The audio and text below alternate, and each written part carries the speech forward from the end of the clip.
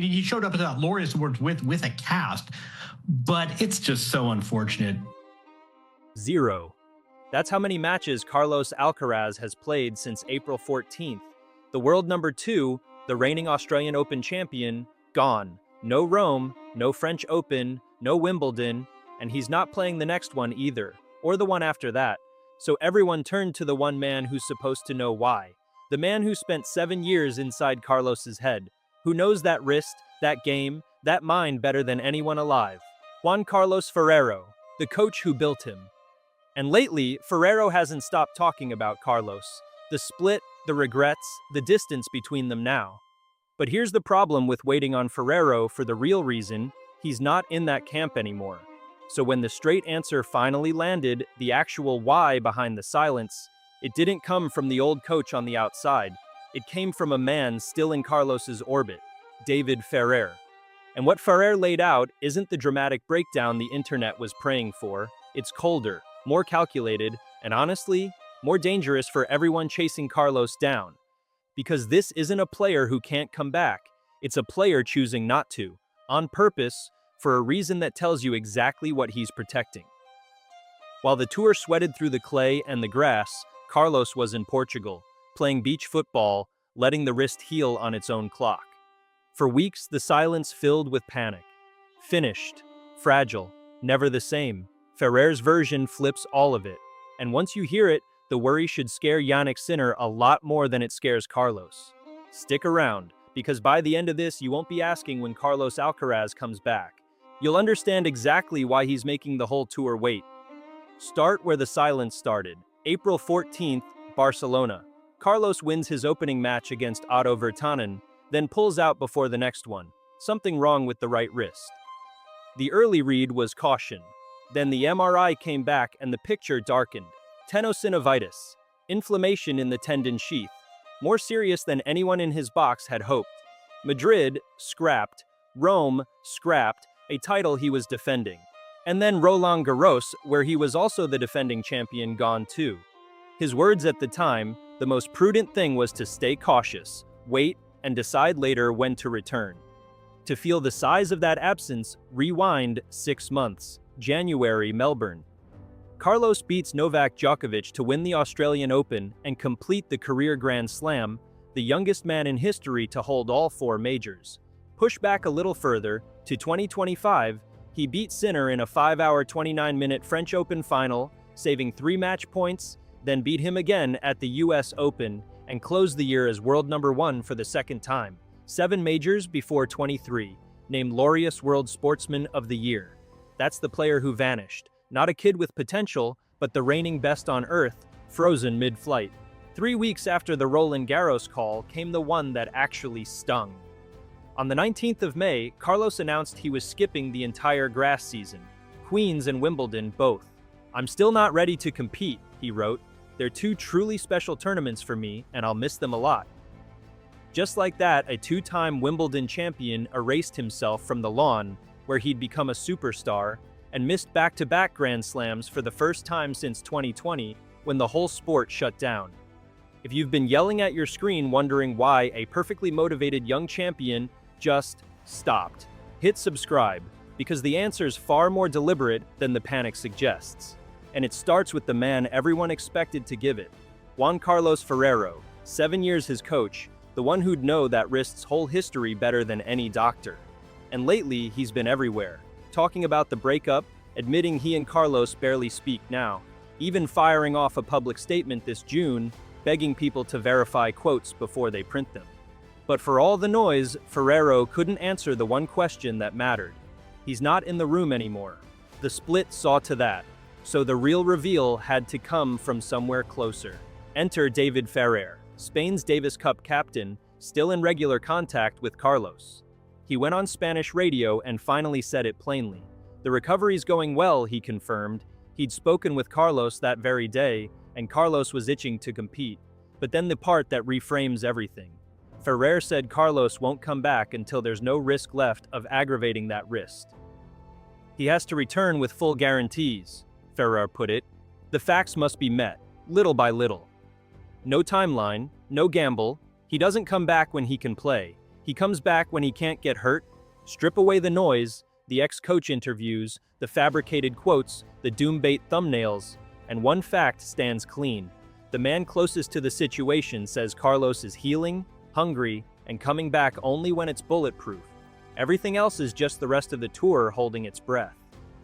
Want proof of how careful this is? Look at the footage Carlos has posted himself. Wrist still taped, on a practice court, but not hitting a single forehand. Instead, he shadows the motion, mimes the swing, and rallies left-handed just to stay sharp without loading the joint. The most feared forehand in tennis, benched by its own owner on purpose. What's worth that much discipline? There's a maturity in this that the panic completely missed. The same kid who once rushed back from every knock now talks about patience like a veteran twice his age, watching rivals win from his couch, calling the weight fate, refusing to let the fear of falling behind drag him onto a court a week too soon. That restraint, at 23, might be the most dangerous weapon he's added yet. The camp skipped surgery and chose the slow road on purpose. Rest, treatment, and a conservative rehab built to protect the joint instead of racing the calendar. The cast came off in late May, and still, nobody will put a date on it, not Ferrero, not the doctors, not even Carlos himself. Garbine Muguruza, who's lived that exact pressure, explained why. The wrist is full of small bones, she said. It has to be handled with extreme care, and Carlos has to control the anxiety every sideline player feels, the itch to rush back before you lose your spot. Her advice was blunt: be smart, take your time. Doctors who've studied this kind of injury lay out two very different roads. If it's straightforward acute tenosynovitis, you're looking at 4 to 6 weeks and a clean return.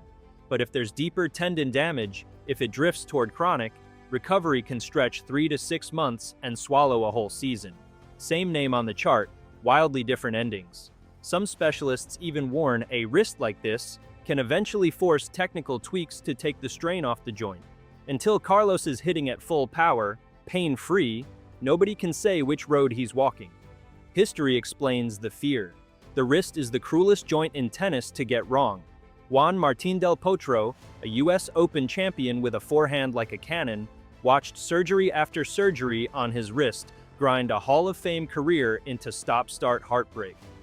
Even Rafael Nadal, the toughest body the sport has ever produced, fought this exact tendon problem twice, in 2014 and again in 2016, and had to abandon a French Open to save it.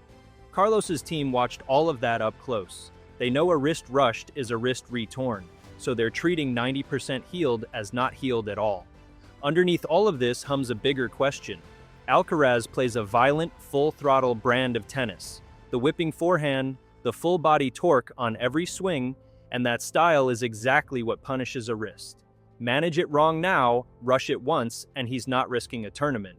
He's risking the next decade of a player who could chase 20 majors. Seen that way, 3 months on the sideline isn't timid. It's the smartest investment of his career. And every ounce of that patience points at one date on the calendar: the US Open. Carlos is the defending champion in New York, the title he ripped from Sinner last September, and the entire recovery is being built backward from late August. Every tournament he skips between now and then, Washington, Los Cabos, maybe even Canada, is a deposit on that defense. He's not protecting a Tuesday in some warm-up event. He's protecting the biggest hard-court prize he owns. Defend it and the doubters go quiet overnight. Surrender those 2,000 points on top of everything already gone, and the gap to Sinner stops looking like a gap and starts looking like a canyon. Make no mistake, the weight is bleeding him. He's already forfeited thousands of ranking points, over 3,000 from Roland Garros and Wimbledon alone, including the 2,000 he surrendered the second he gave up that Paris defense. Alexander Zverev lifted the French Open trophy that used to be his, and Jannik Sinner has gone scorched earth in the vacuum. 6 straight Masters, 1,000 titles, the career Golden Masters, the #1 ranking dragged further out of reach with every week Carlos sits. Ferrer's even hinted he'd rather have Carlos fully fit for Spain's Davis Cup push later this year than throw him back early and risk the whole thing. On paper, Alcaraz is sliding backward in real time and letting it happen. This is the rivalry the whole sport is built around now. Alcaraz and Sinner trading majors and the #1 ranking like two heavyweights. Every week Carlos misses, Sinner doesn't just collect trophies, he rewrites their head-to-head, stacks a points cushion that could take a year to claw back, and turns a two-man era into a one-man procession. That's the real cost of the weight, not a title, a grip on the age itself. Here's why none of that rattles his camp. Carlos already answered the doubters once this season. The moment Ferrero walked, he won the Australian Open and completed the career Grand Slam, the youngest man in history to do it. The talent isn't the question. It never was. What Ferrero described isn't a player in crisis. It's a player running the long game, protecting a decade instead of a month. And that's what should keep the rest of the tour up at night. A fully healed, fully rested, slightly insulted Carlos Alcaraz walking into New York with months of stored fuel and a title to defend. The expos everyone wanted to be a scandal turns out to be a strategy. So the silence was never surrender. It was a decision. Made cold, made early, made for a prize 3 months down the road. The only thing left to argue about isn't whether Carlos is hurt. It's whether the gamble pays off when he finally walks back out. So here's where it all nets out. Carlos Alcaraz didn't vanish because he's broken. He vanished because he's calculating, letting a wrist heal all the way, on purpose, while the points bleed and Sinner runs up the score. Ferrero spelled it out. No comeback until that wrist carries full guarantees, however long that takes. It's a gamble dressed up as patience. Skip the next 2-3 tournaments, eat the lost ranking, and shove the whole pile onto one bet. Arriving in New York healthy enough to defend the US Open.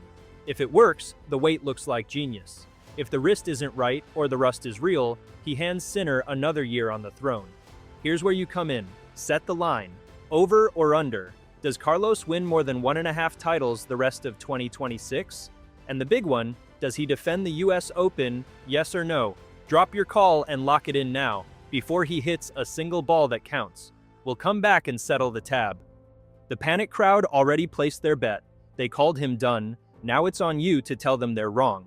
And if you want the version that reads the recovery instead of the rumor mill, you know the move. Subscribe. Carlos Alcaraz will be back. That part's not in question. The only question is whether this silence was the smartest move he's ever made or the most expensive.